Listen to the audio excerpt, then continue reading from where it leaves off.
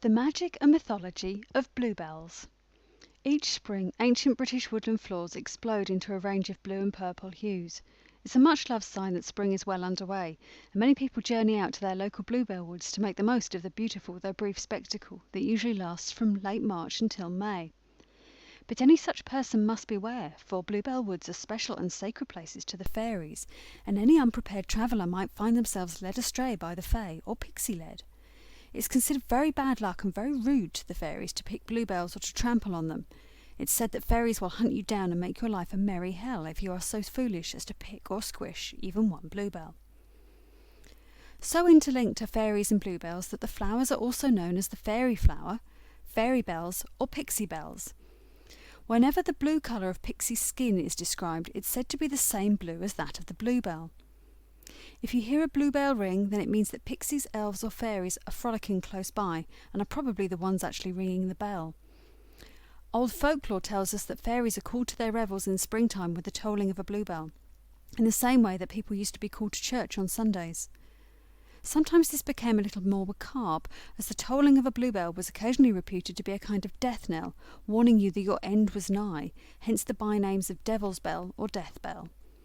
These lovely plants are said to quite literally have the ring of truth about them.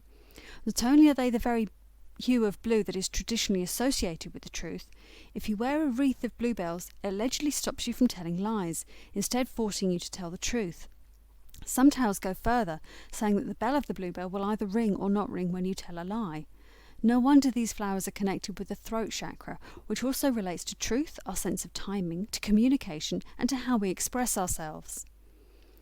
As well as the fae, bluebells are closely associated with witches. It's not surprising, as fairies and witches are close allies. Whenever bluebells can be found in a garden, it apparently means that a witch lives in the house that the garden belongs to. And oh yes, every single garden that I've ever had has had bluebells growing in it, and no, I didn't plant them. Bluebells were even sometimes called witches' bells or witches' thimbles. Bluebells are a protected species in the UK under the Wildlife and Countryside Act. Britain is home to almost half the entire world's population of bluebells, though they are found throughout mainland Britain, across Western Europe, into northern France, Spain and the Netherlands. Native or English bluebells, as they are called, are under threat from loss of woodlands and from the non-native and invasive Spanish bluebell, which unfortunately can hybridise with English ones. Bluebells are a valuable indicator species for ageing or dating woodlands, as the woodlands in which they grow usually date back to at least 1600.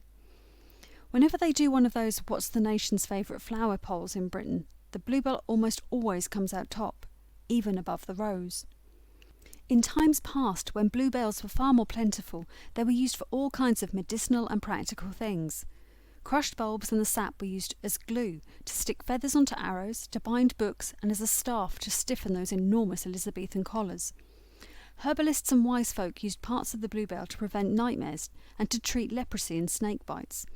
No part of the bluebell should ever be ingested though, as they are poisonous and really will ring in your death. Even physical contact with the sap should be avoided, as it causes a bad skin reaction. That said, the phytochemicals in bluebells are being examined by medical scientists for possible use in treating HIV and cancer. Right up until the 1970s, the scientific name for the bluebell was Endymion non-scriptus, after Endymion from Greek mythology. Endymion was a very beautiful but mortal youth who caught the eye of the moon goddess Selene. Knowing that as a mortal he would soon enough become old and die, Selene beseeched Zeus to grant Endymion eternal youth, which he did by lulling Endymion into an eternal sleep. It's typically a bit spiteful of Zeus, really, to grant Endymion eternal life, but for it to be spent sleeping. So Endymion and Selene don't actually get to be together, which was the original plan. The bluebell is also said to be a special plant to St George and to the people of England, as the bluebell is in flower around St George's Day, which is England's Saint's Day, on April 23rd. In modern magic, bluebells are of the element of air, which is no surprise given its heavenly yet delicate scent. They are flowers ruled by both the moon, probably because of that link to Selene, the moon goddess, and to Saturn, which fits with their darker side. Historically, bluebells were used in spells for love, peace, relaxation, sleep, and to encourage honesty.